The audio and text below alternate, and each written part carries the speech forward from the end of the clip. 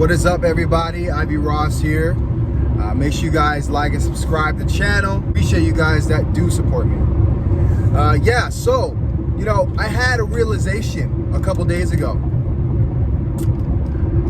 I realized after watching the Joe Biden and Charlemagne conversation on the Breakfast Club that I ain't black. And I really had to think hard. I was like, man, you know what? Like, I guess according to Joe Biden, I'm not black. I'm not black, because, I'm not really considering to vote for him. And because of that, I'm not black. The Breakfast Club had an interview with Joe Biden, who is one of the presidential nominees, the presidential nominee for the Democratic Party, running for president against Mr. Trump.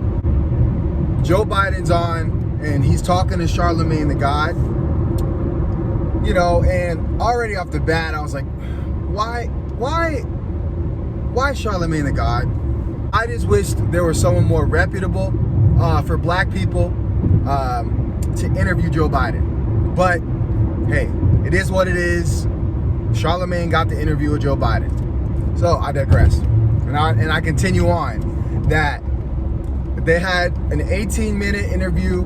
I don't know if Charlemagne just didn't know enough, or he just decided to not speak on the main issues, which is reparations and a black agenda for American descendants of slavery. That's what he's trying to say, but he's just beating around the bush.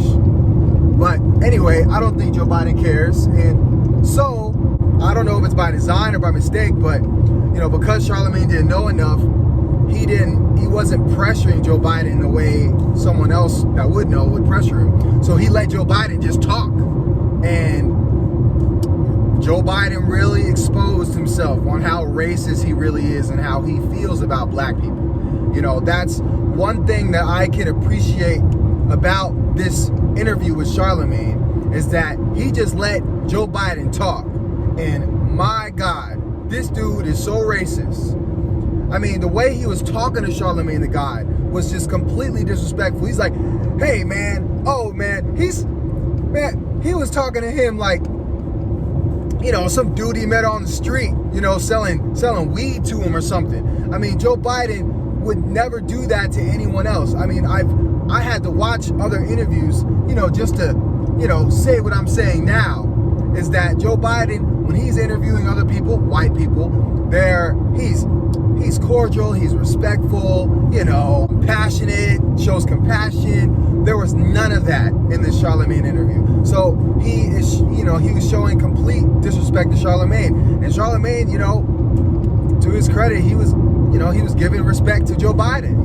But anyway, so they get to, the end of the video, part of the end of the video, and Joe Biden says, he told Charlemagne, because Charlemagne is saying, hey, we would like an exchange for our vote. We would like an exchange for our vote, from the Democratic Party. Since we have leverage, we feel that we should ask and demand for things.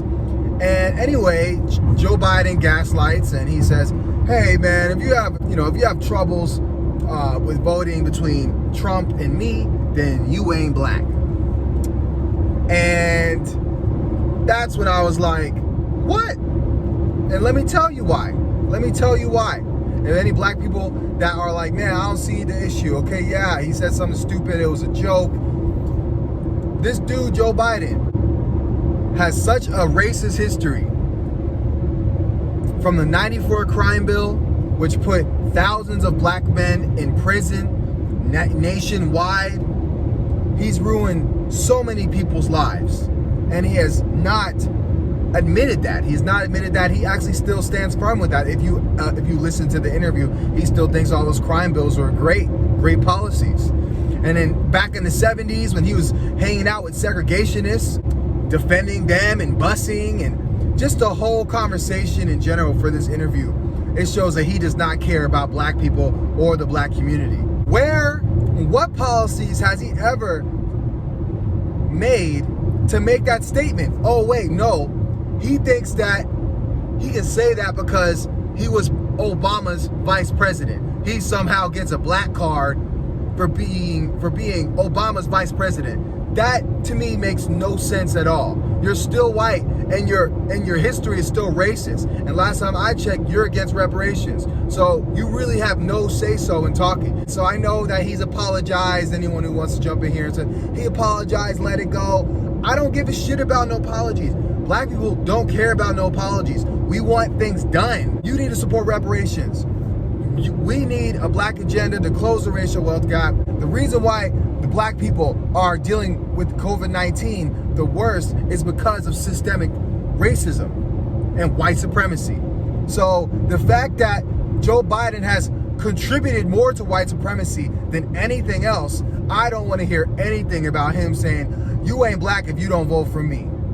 That's not how it works. That's not how it works. So, you know, and according to his definition, I ain't black.